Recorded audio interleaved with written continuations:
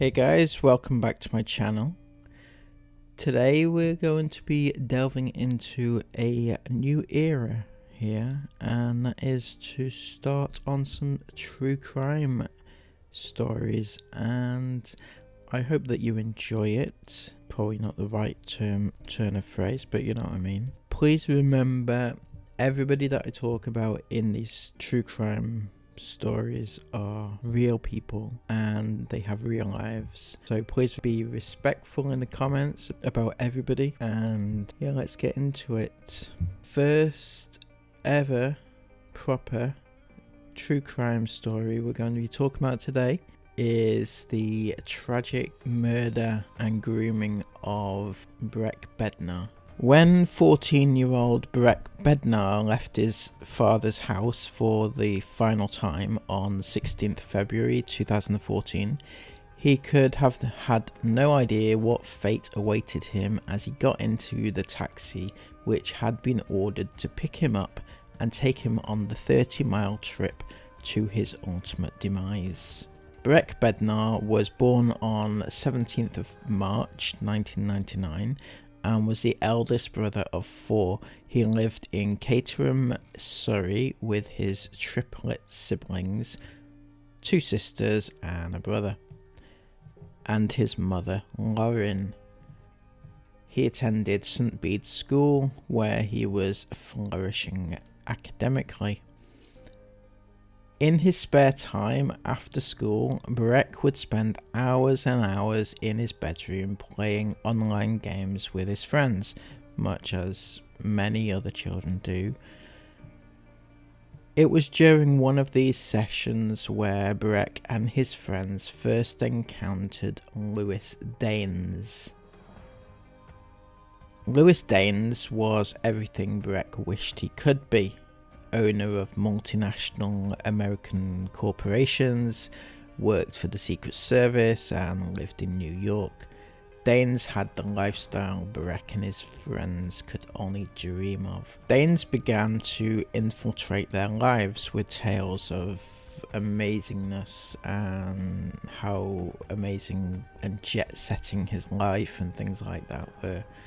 Not to mention buying the boys new games, which they loved obviously. Daines also promised Breck that he would have a job in IT, working for one of his companies once he left school. So this was amazing. They met this little man that owned all these corporations, promised Breck the life that he dreamed of when he was older. And as you can imagine, teenagers and boys and children who are impressionable given all this, it must have been something that the lifestyle, it was just something that drew Breck to Daines. Breck was in awe of this suave international tycoon.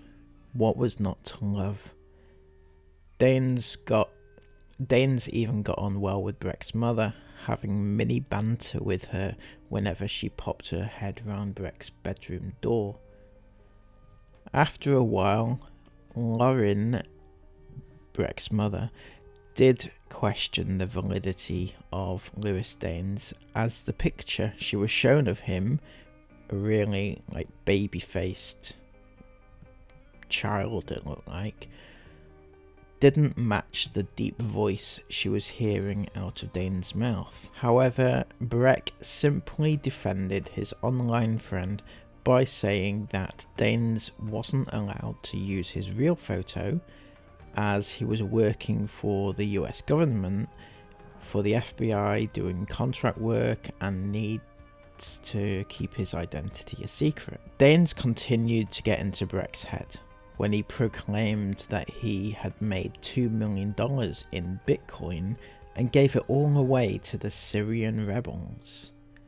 Breck must have had an amazing amount of respect for this person who do such nice things with the money which he was making. He was making so much money for himself and just giving it all away. Meanwhile, Breck's real life friends began to grow wary of Danes. They became suspicious as their new friend, Danes, refused to send an actual real picture of himself, and every time they suggested going on webcam, he refused. They just wanted confirmation that he was real, and they weren't getting it because Danes was fobbing them off all the time. Additionally, Danes continued to never turn up to meetups that they planned. The boys grew tired of this continual fobbing off.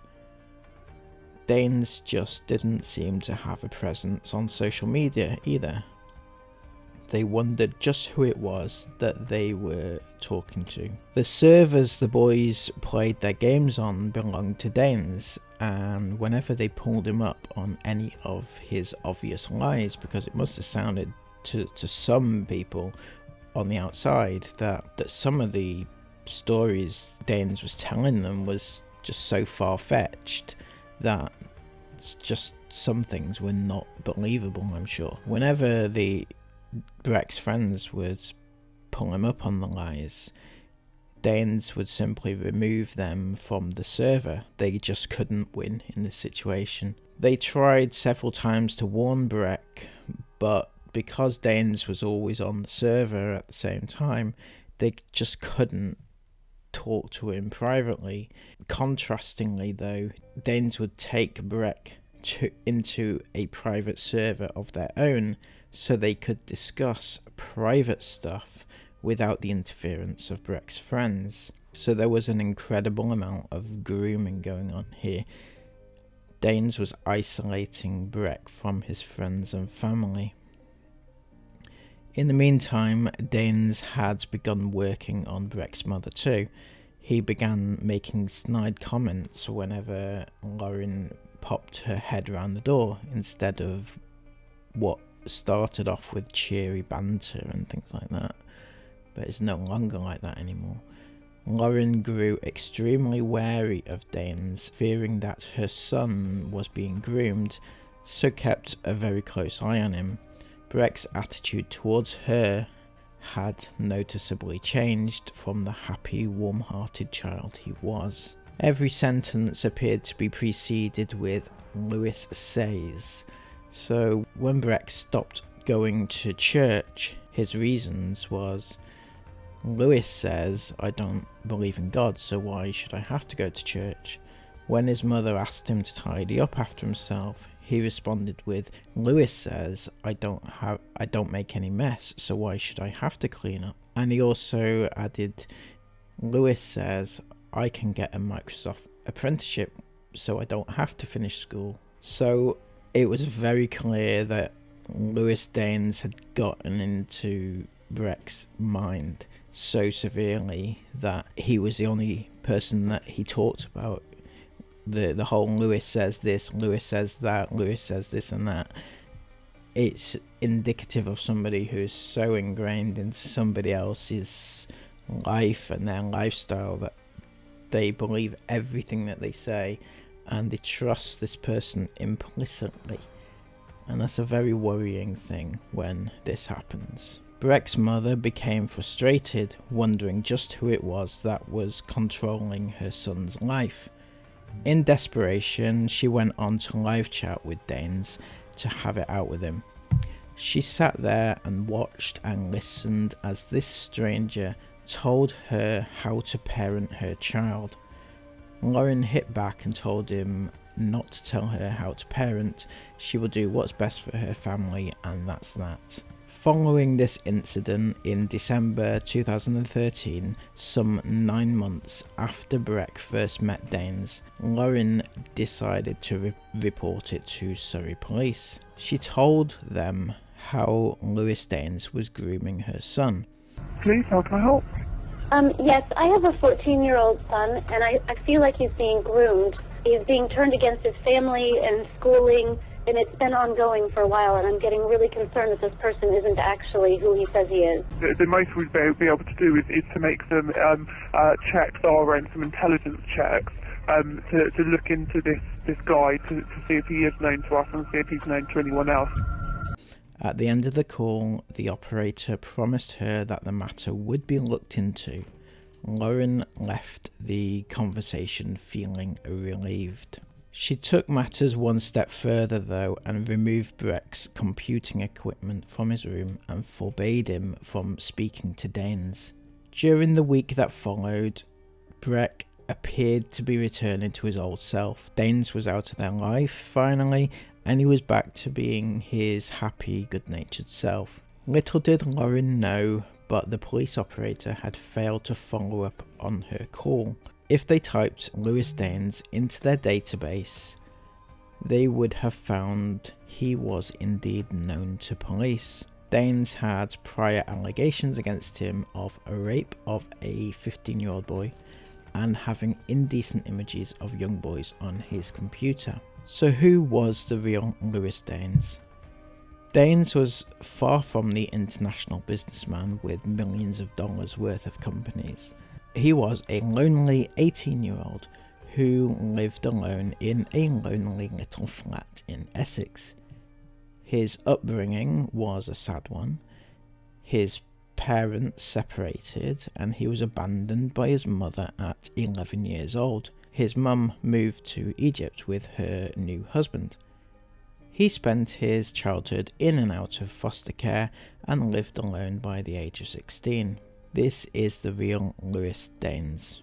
In February 2014, Breck was setting off for a foreign exchange trip to Spain with his school. However, unbeknown to his mother, Danes had couriered him a mobile phone so that they could continue to chat after his computer was taken away from him. This was some serious level grooming going on here. While away in Spain, and more importantly away from his family, Breck was bombarded with text messages from Danes. He had unlimited and unrestricted access to the boy and his vulnerable mind. Danes sent text after text, email after email, telling Breck how he has a huge business deal going on and he needed Breck's help. There would be a huge payday to the tune of millions of dollars for Breck, like $55 million. This will have been a huge pull for Breck, thinking that, as a 14-year-old, you can just imagine how incredible this must have felt for him. When Breck returned from Spain, he went straight from the airport to his father's house. It was their weekend to be together, so he never got to see his mother again after coming back from Spain. While he was at his father's house, Danes sent Breck plans of what was going to happen on that Sunday, the 16th of February 2014. A taxi was pre-booked and would come and pick him up to take him to Grays, Essex. Danes sent Breck an email with a hugely elaborate cover story to tell his dad. He would be saying he's going to spend the night at his friend's house. Danes even went to the extent of making up a friend's name for him. The level of detail was frightening, so carefully planned out to ensure Breck was able to make the trip. On the morning of 16th February, Breck left his dad's house at 8:30 AM, taking the 30-minute taxi journey to Dane's flat in Essex. He wouldn't be seen alive again. The following morning, 17th of February, at 11:04 AM, a police emergency call was made by Lewis Danes. Essex Police Emergency. Hello. I need police and a forensics team to my address, please. What do you mean? What's happened? My friend and I got into an altercation, and I'm the only one who came out alive. Are you telling me you've killed somebody? Yes, I am. Right, and who am I speaking to? My name is Lewis Danes. I'm 18 years old. Slow down, let me just take those details here. Bednar on the bedside table. Breck grabbed this. Yes. What, in order to harm himself? No, in order to harm me. He opened it and then lost control. To harm and opened it. states he lost control. I, in self-defense, put my left arm up to block him from stabbing me effectively. We struggled. I got him to the ground. He got up. I grabbed the knife and I stabbed him once in the back of the neck, I believe somewhere near the brainstem. He turned around, tried to carry it on. I don't remember exactly what happened, but the fight ended with me cutting his throat. I believe I turned around and I slashed his throat. You're telling me he is definitely dead? Yes, I'm telling you he's definitely dead. Can you not interrupt me with this part? Okay, go on. Okay. This is being recorded anyway, isn't it? Yep. He fell face first on my bed. I tried to stop the bleeding. I don't remember what happened after that. All I know is I dropped the knife in my hallway. I stripped down and just sat in the shower. Right, you've left the weapon in the hallway. Yes. And have spent how long sitting in the shower? I don't know. Look, are the police on their way? I can hear something. They are. Okay, I'm going to go and do my part. Please, thank you for your help. Right, just listen. The call was chilling. The level of calmness he showed was chilling. He simply directed the call operator to the things he had done, or his version of it, with zero emotion or feeling. The police arrived within minutes to find Breck's lifeless body. They also found the knife in the hallway, as Danes had told the call operator, bags of clothing, bloodstains all over the flat, and an attempt by Danes to destroy his electronic devices. Danes did not, however, touch Breck's laptop, which will have had plenty of evidence on it. Additionally, and very telling and disturbingly, Danes sent pictures of Breck's dead body to two of his closest friends. Sickeningly, word got out about Breck's passing before his family even found out about it. Lewis Danes is one sick individual, there's no doubt about that. When the case went to court, Danes was claiming self-defense. That is, despite the overwhelming evidence against him. Just days before the murder, Danes had purchased duct tape and condoms, both of which were proven to have been used that day. The evidence pointed towards Breck having been bound by duct tape and it being sexually motivated. Danes continued to plead his innocence right up until the last minute. As everyone got settled into court and ready for a long and very traumatic court case, Danes stood up and pled guilty, much to the amazement of all concerned. Lewis Danes was sentenced to life in prison with a minimum term of 25 years. Since then, 2 letters have appeared online addressed to Breck's mother, signed by Danes. Lauren asserts it's definitely him, as it contained details only he would know. Danes continued to taunt Breck's mother even after everything he's done. I hope that Lewis Danes will never get out. I don't think he will. By all accounts, he is a very sick individual and needs professional help probably for the rest of his life. I personally hope that he doesn't ever get out. Thank you all so much for joining me today. Please remember to be respectful in the comments below, because it involves real people's real lives. Any case that you would like me to cover in the future, comment them down below, let me know, and please remember to give this video a massive thumbs up and subscribe if you're new, and I'll see you again soon in another video. Take care and bye bye.